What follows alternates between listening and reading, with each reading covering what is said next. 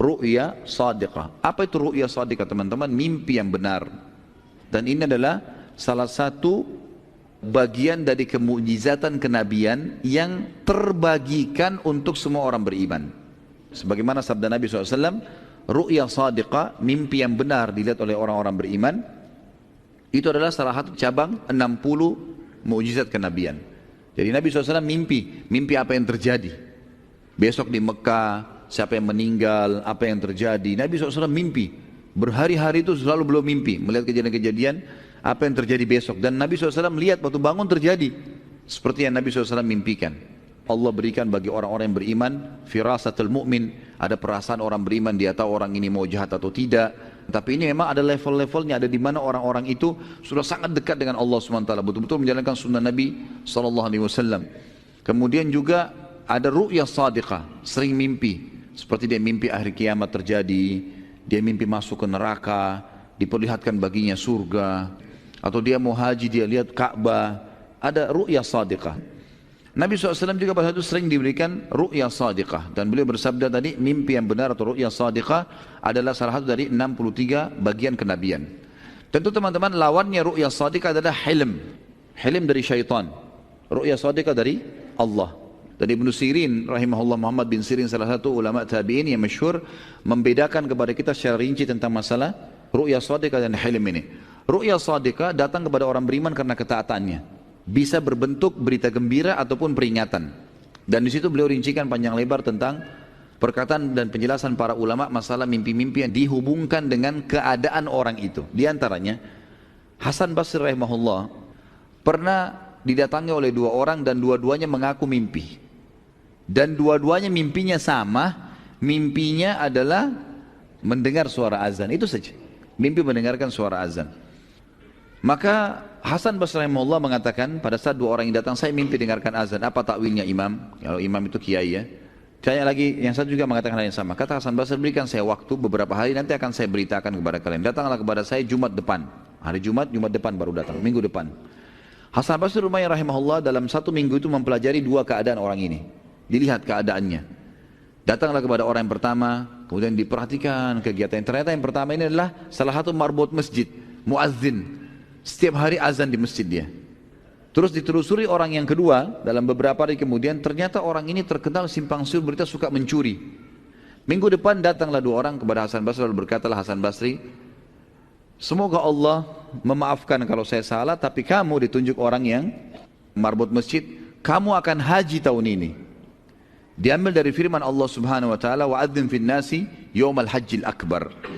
Dan kumandankanlah panggilan, digunakan kata-kata azan di sini, panggilan untuk manusia untuk mengerjakan haji di hari yang besar atau haji yang besar itu. Kemudian kamu akan mencuri, ditunjuk pencuri itu, dan tanganmu akan dipotong.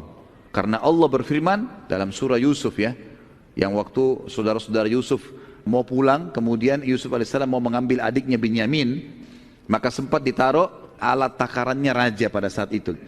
Maka berkatalah para pegawainya Yusuf, wa'adzana mu'adzinun ayyatuhal iru innakum lasarikun.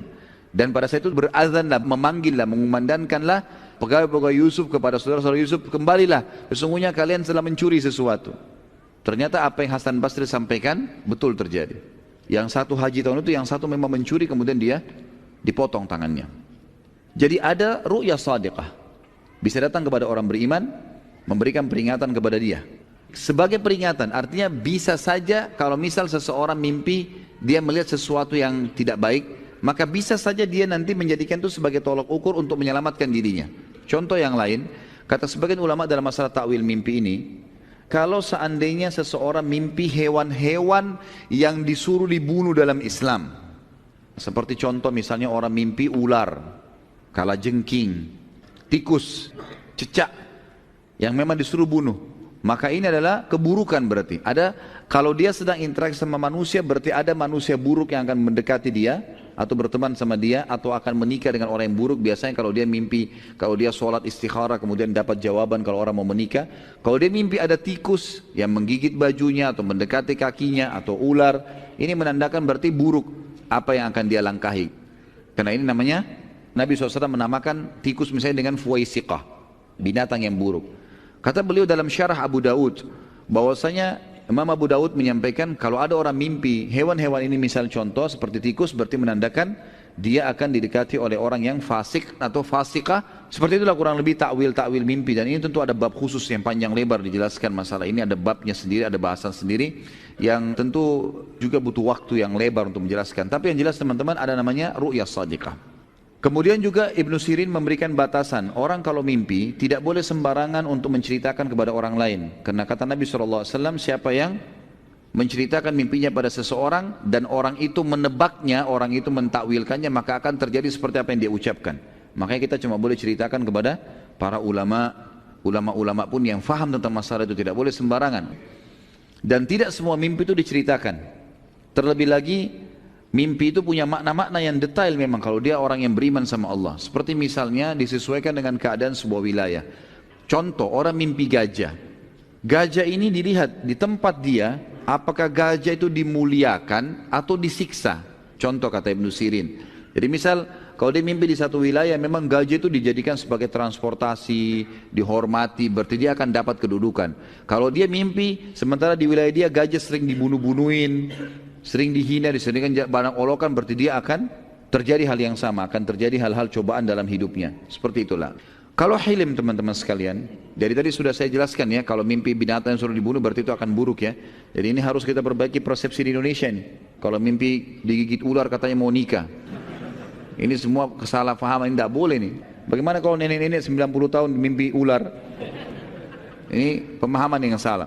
Kemudian hilim dari syaitan. Maksud dalam hilim adalah orang mimpi berhubungan biologis, orang mimpi berzina, orang mimpi mabuk-mabuk, orang mimpi mencuri, orang mimpi hal-hal yang berbau maksiat, itu namanya dari hilim, dari syaitan. Dan ini teman-teman sekalian kata Nabi SAW, siapa yang mimpi buruk, hilim ini, dan dia terkaget tengah malam, maka bacalah isti'adzah, a'udzubillahi minasyaitonir, lalu meludahlah 3 kali ke sebelah kiri untuk menghilangkan bekasnya, lalu ubah posisi tidurnya. Karena ini biasa dari syaitan.